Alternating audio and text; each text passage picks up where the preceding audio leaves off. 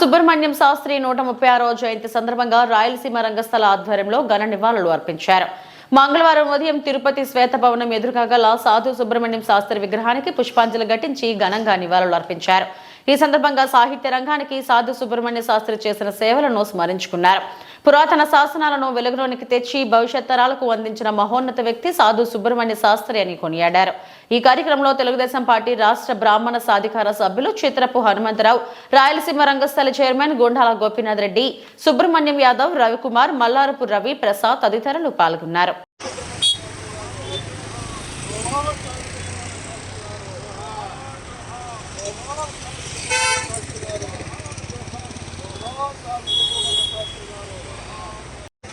సాధు సుబ్రహ్మణ్యం శాస్త్రి గారి జయంతి సందర్భంగా ఆయన కాంస్య విగ్రహానికి పుష్పాలంకరణ చేసి ఘన నివాళి అర్పించాము.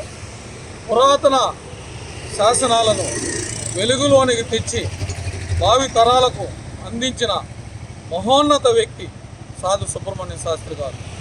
సాధు సుబ్రహ్మణ్య శాస్త్రి గారు మన సంస్కృతి సంప్రదాయాలను వినుముడింపజేసిన మహోన్నత వ్యక్తి.